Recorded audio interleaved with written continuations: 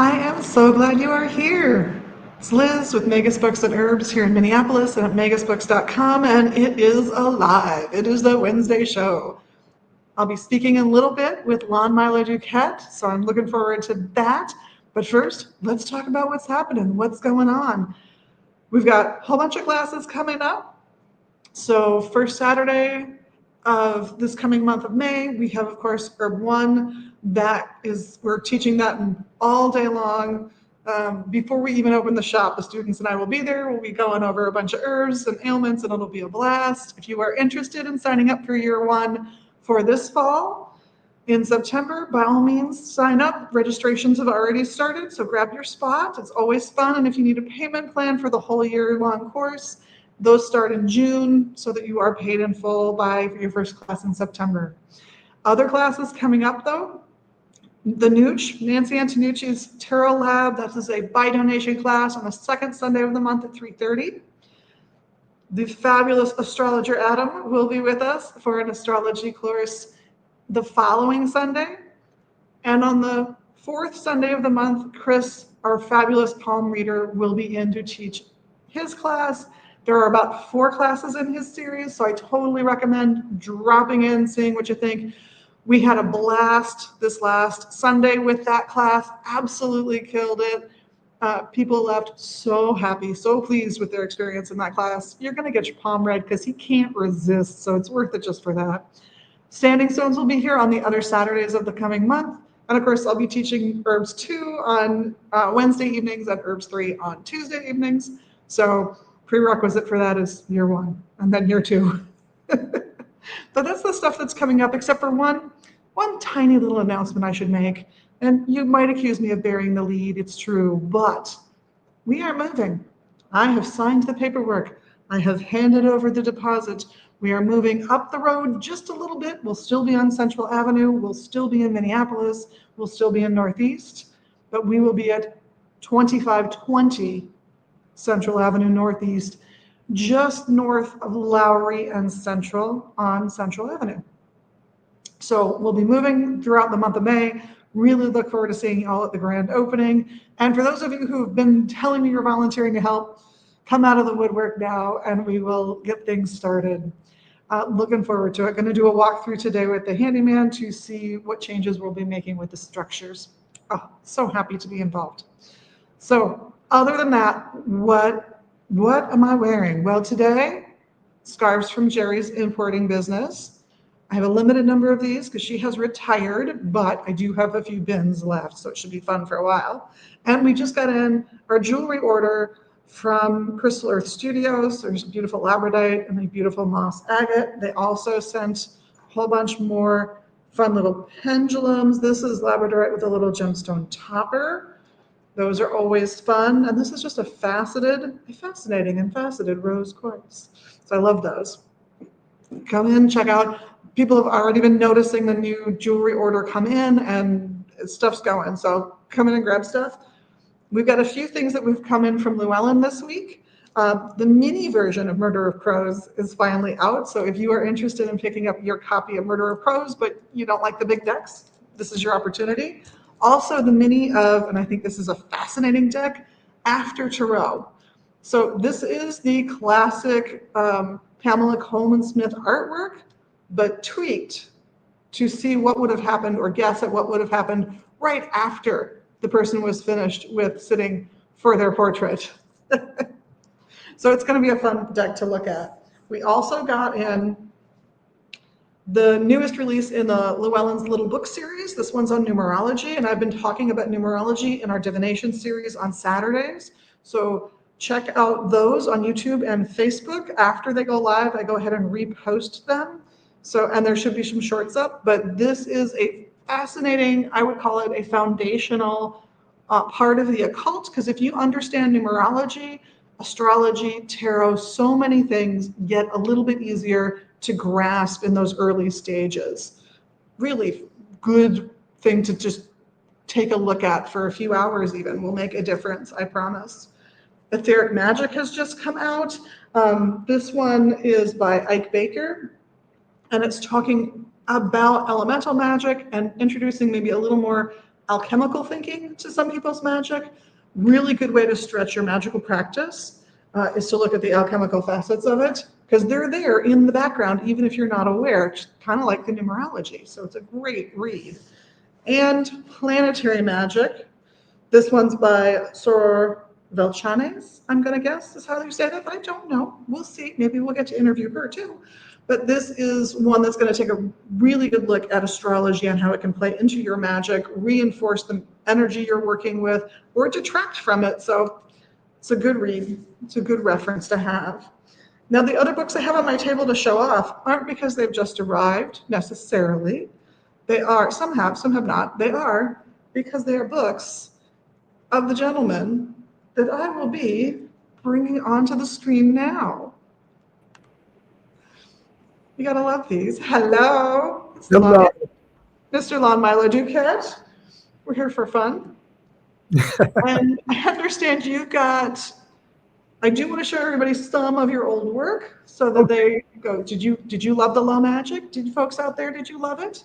Yeah, I think that's a great approach to take. I think it's a good perspective. Angels, Gods, and Demons.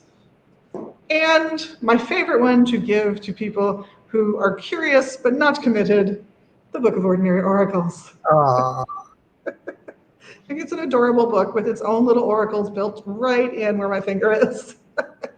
Do one. Do one? Okay. Give us an oracle. Let's see, what have we got? I feel like Beatlemania now, because what I got was, love is all you need. Oh. Well, let's just quit while we're ahead with that one. But you have a new project coming out, correct? Yes, and I've been working on it for about 3 years, and it's coming out officially on the 5th of May, but it's available right now, okay, and it's called The Tarot Architect. And subtitle, How to Become the Master Builder of Your Own Spiritual Temple. So it's like a full-blown tarot course that by the end of it, you have literally made your own tarot deck. And you've made it in such a way and in such an order that it mimics the stages of the creation of existence itself. So you're literally installing a whole tarot deck inside yourself and installing it in the same steps that the Kabbalistic Sefer Yetzirah says existence came into existence. And so you're just not starting at the beginning and, and going linearly through the tarot. You're doing it just like the Kabbalah said, existence came into existence. So, and there's exercises and there's meditations, and you're literally obliged to color your own complete deck of tarot cards in that order. Let's see here. There's this. Okay. Oh, that's beautiful. So many years ago, like in the early 70s, I took a correspondence course from the people at Builders of the Adytum, BOTA. And they provided a tableau of blank cards, of their own cards. They were sort of fashioned like the weight deck, okay? Only they were uncolored. And you were to take 2 weeks coloring those blank cards while you studied different exercises and things, understanding why you're using those color scales, becoming intimately familiar with every little detail. And I'm really lazy, okay? I hate studying stuff, okay? But I can sit down with colored pencils or colored pens and follow directions. Okay. Meanwhile, if you take even an hour with each tarot card, you're burning it in deep inside your own psyche, soul, if you will. Yeah. And if you couple that with doing them in the same order as they represent creation, like in the Sefer Yetzirah, you are literally building the house of cards, the house of the universe in yourself. And after you've gone through the whole thing, okay, you're not learning the tarot is teaching you. And if you've gone through the whole thing, at the end of it, you'll be a walking, talking, functioning, magical tarot deck yourself. So That's amazing. That's all I'm promising with Yeah. with this Nothing big. Nothing big. big. So, and So you the- and you get to do your own, because each we got 78 full size versions of this. Okay, and what so this is that, this is that. See, Perfect. and Yeah. you learn how to do all of that. And I use my own deck, the Tarot of Ceremonial Magic. Mm-hmm. I don't think BOTA would appreciate me using their images. This is the folks at Magical Omaha. I think you probably distribute Mm-hmm. that stuff. That's Tarot of Ceremonial Magic. So Yep, we've had that deck in. It has been fun to have. People have enjoyed it. I got to tell you, it's when it's here, it's a good seller. It really is. So the first thing that I think about when I think about that idea of I'm going to spend time coloring each of these things in and thinking in depth about them, I assume that part of that time will be spent reflecting on what it means to me and how I feel about it, how I react to it. So I would anticipate that some people are going to get stuck on a card or two at some point in their journey. They might need a little extra time to face some realities. Do you think that's a possibility? yeah, you have to bring out the heavy ordnance and blast your way through a few of. But that's the idea, because you're already a walking, talking example. You are a miniature working model of the cosmos. Yeah. Okay, and this process that I lay out in the book is to actually project your own structure of existence in a way that you can look at. It's like literally like a builder that has to true every stone that the builder places in the temple of their own existence, which is a reflection of the temple of existence itself. Mm-hmm. I mean, it sounds like it's a big abstract spiritual subjective thing, but no. Like I say, I'm lazy. Let me just take the card one at a time, and that's the Hebrew letter. Oh, that's what the Hebrew letter means. That's what, okay. The Aleph, the fool, it just represents a line that just goes from the center of the primal point of existence and creates up and down, and you've got 2 hours at least while you're coloring that in to appreciate its its position in this grand drama comedy of creation itself. And so it's meant to be a transformative experience. And well, like Ed Wood, the director, film director Ed Wood, said about his horrible movie, Plan 9 from Outer Space. He said, "This is the one they're going to remember me by." Well, this is my Plan 9 from Outer Space. Okay, so I'm hoping that it will last alongside with my understanding Aleister Crowley's Thoth Tarot. So, Absolutely. I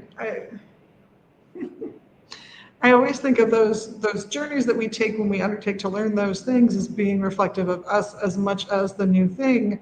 So as it imprints on us, it also learns about us, figures out which cards it's going to put in front of us the most often. well, we've there are 12 of the court cards. There's 16 court cards in all, but the princesses or the pages are really kind of special because they're the thrones of the aces. They're like the bookends of the whole suit.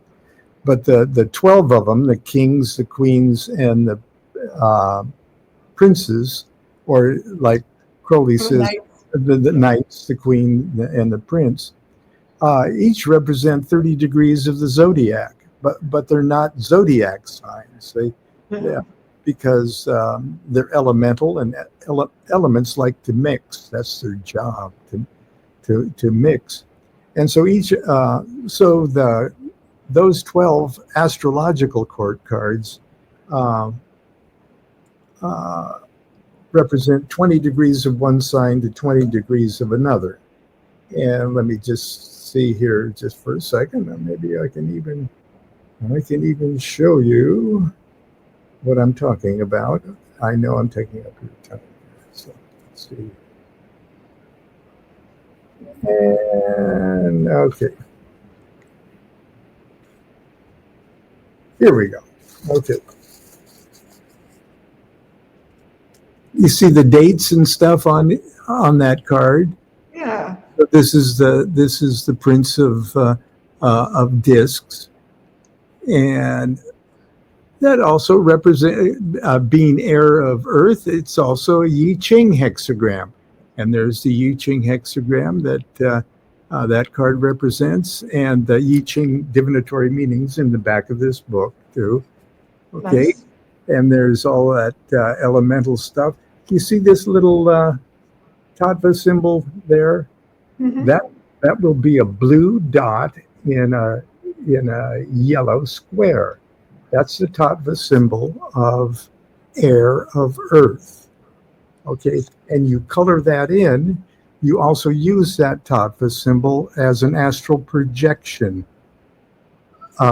device. You know how you put the tattva under a light, and then move your eyes to a neutral finish, and you see the ghost image. Mm-hmm. Okay.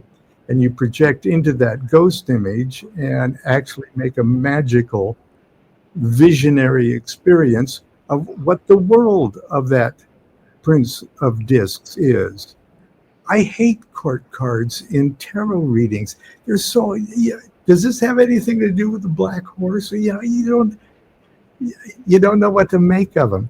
Wouldn't it be nice if you could just go into the world, the magical world of the Prince of Discs, and find out exactly what it means to you and you alone, with your own vocabulary of images, what is meaningful to you, not just something you read in a book. Right. So you can use even the tattva symbols on these cards to project into the magical environment that card actually represents. Because if it doesn't mean anything to you, why are you doing this stuff? Exactly. Exactly. And it's one thing to take some time and learn and get information from lots of reference materials, lots of books. These books all come with booklets. These decks all come with a little booklet of instruction, and that's wonderful. But I do think there's that moment where you need to jump off of all of that knowledge that came before and dive into your own interpretation of these things. Yeah, And I think that that's where the real readings begin to me. yeah. And the tarot, because it is constructed along these pure Kabbalistic, almost mathematical Yeah. structure, it seems to drag out of you natural psychic abilities, Yeah. and you should immediately get comfortable with trusting your own psychic abilities as you are step by step attuning with the music of the spheres, I guess you could say, that the tarot represents. So, Absolutely. Yeah. You get that big spread in front of you of all those cards, and it has to sing. Ultimately, it has to be music to your ears, to your psyche, or you're not going to read. It's just how it is, I think. and it's got to Um, be worth $20. exactly. It's the perfect course for that. It's Now, as long as they're picking up that book in a week or two in our new location, by the way, okay. 2520 Central Avenue, Northeast Minneapolis. Fit that in whenever I can. Which of the other books that you've written do you most get response from folks? What do people come up to you and really get excited to talk with you about? Chicken Kabbalah. Hands down. Chicken Kabbalah and Son of Chicken Kabbalah, and understanding Aleister Crowley's Thoth Tarot. Yep. Oh, you know what? We probably have that too, and I didn't grab it. Yeah, Come but get it, guys. Yeah, I've got to agree with most of your fans because I have my magical students read a book on Kabbalah. I don't tell them which one, but I do spend a lot of time doing this. well, good. Thank you. Well, and what I tell them is that I view these two books in particular as an incredibly good introduction to the subject.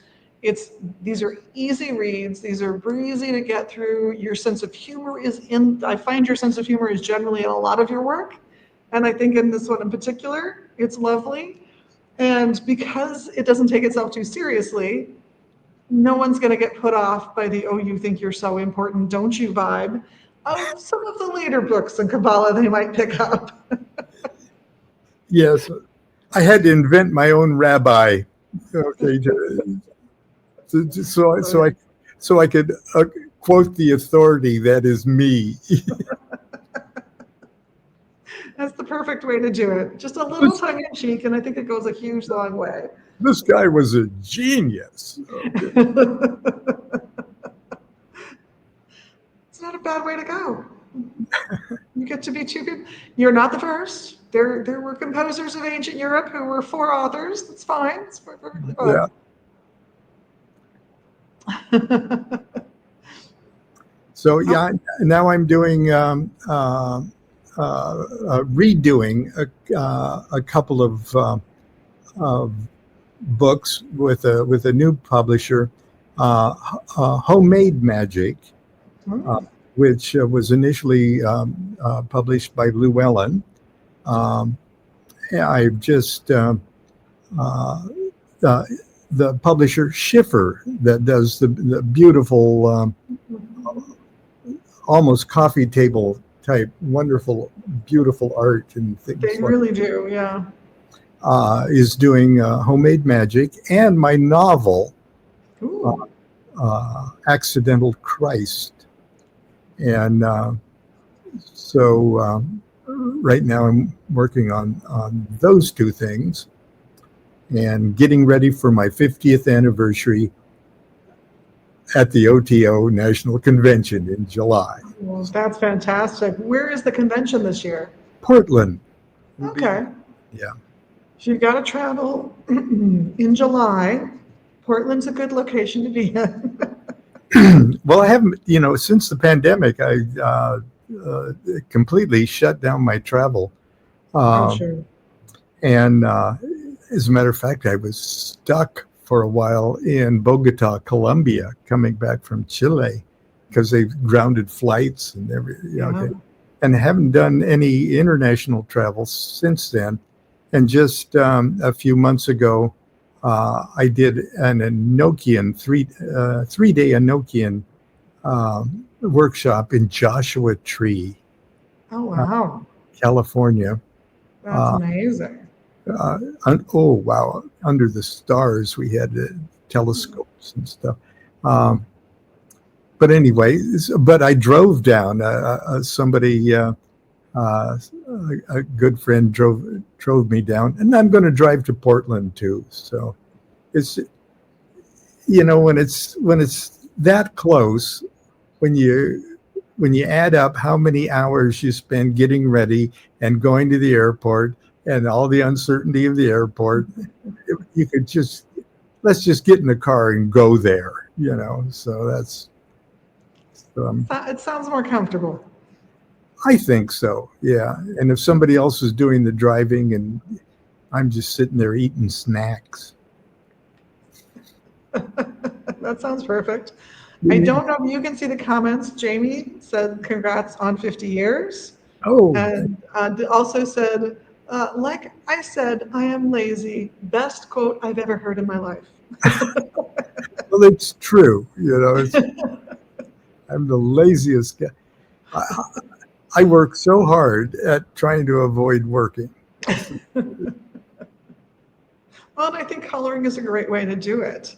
Yeah. I also love that you're advocating coloring as a man, only because there was a time before coloring became a really popular pastime where I would look at some of my herbal clients and I would go, I need you to find a fidget for the evening. I need you to have a physical unwind. I don't care if you take up crocheting. I don't care, what it is, but I need you to pick up a thing. The easiest thing you can pick up is coloring. And the number of male clients who would come back for their next appointment and go, don't tell anyone. I really like coloring. I do So too. I thank you from the bottom of my heart for my male clients who were like, I didn't think I was allowed to like coloring. Well, it's kind of ironic because I did the line drawings, Oh, okay, wow. of the cards, okay, uh, in a funky way with a copy machine at work and transparencies because I'm not an artist. But I said, I told Constance, who is a wonderful artist, I said, look, Rick and I are going to drive to Miami and I'm going to try to pitch the cards to U.S. games. This was back in 1990 or something, okay? And I said, but they're not colored. Can you color them in 3 days or how many is that a day? Well, it's a lot, And but I gave her the color charts, for each card. Okay, Mhm. planetary, zodiacal, elemental. They all have colors, and like this would be Venus in Cancer. Okay, so you can't use any colors except that, And so I gave her those charts, those color charts, which are in the new book now too. And then she turned that into that. Okay. Because it's a 2, there's the gray in the background. Okay. And let's see, here would be that. Just 10 cups. Okay. To that. Nice. Okay. And then she's got. That's amazing. Okay. And so she did all of the coloring, everything that I tell everybody to do with the new book. I didn't even do myself for the published deck. But anyway, You that's ran a test of your instructions. that's that's right. So, but anyway, yeah, I couldn't have done a good a job as she, because there's I one of my, understand the shading is just gorgeous on it. Yeah. and there's the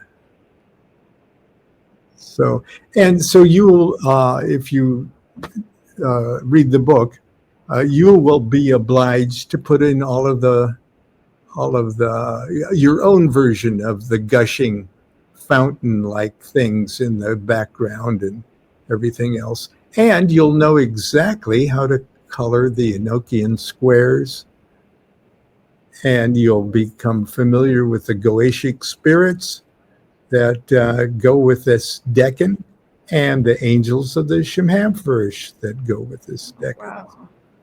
So, So it's a deck worth spending some time with. yes. Yes, I say. So it was the mid 1970s when you joined the OTO, correct? 1975, yes. Okay. So what got you from your music career, so to say, circa 1970 to 1975 and the OTO? Um, uh, tarot cards. I got in the early 70s, I got the Thoth Tarot. Okay. And because I was taking the BOTA lessons, okay, I joined the Rosicrucians, Rosicrucian Order Amorc. And that's where I discovered I like dressing up in robes and strutting around in the dark, and that got me sort of interested in basic Kabbalah and BOTA tarot cards. And so when I saw that beautiful rose cross image on the back of the Thoth tarot box, and I bought the Thoth tarot cards, and that's where I was first heard about Aleister Crowley. And my brother had an old paperback edition of the Book of Thoth, and so he loaned that to me.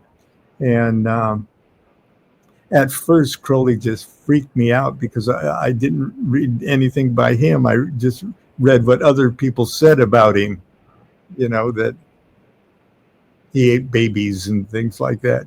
Oh no, I don't. Yeah, But the controversial Aleister Crowley, yes. And so I wasn't going to be into anything like that. But when I read the Book of Thoth, I said, "Oh, this guy's brilliant." I don't understand 99%, but the 1% I do understand, this guy's great. Yeah. And there was a post office box address of the OTO. And at the time, I didn't know the OTO was just like the 6 old surviving members from Crowley's day. Okay, maybe 5. So it wasn't really an organization except, in a sense,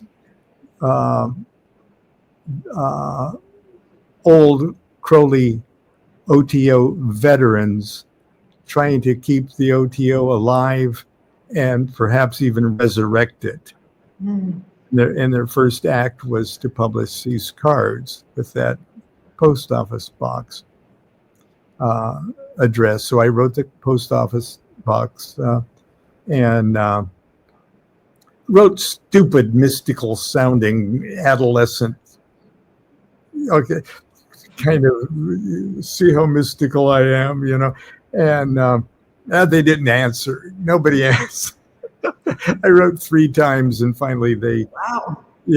finally they say, "We don't know who you are," And it was Phyllis Seckler that was Phyllis Seckler McMurtry, who was uh, answering my mail, and she's a wonderful astrologer. So I had to send my astrological information and stuff so she could draw up my chart to make sure I wasn't a mass murderer of some kind. And finally, after it was well over 2 years going back and forth, then they finally said, well, you'll have to come up to Dublin, California. And I didn't know that it was only these guys. I thought that was big golden door and, thousands of members and stuff. But I went up and got initiated in November of 75. And that's where I learned how small the organization really was, and that if I wanted to get a bigger experience out of the OTO, I was going to have to help build it myself, be part of that effort. And so that's 50 years. Yeah.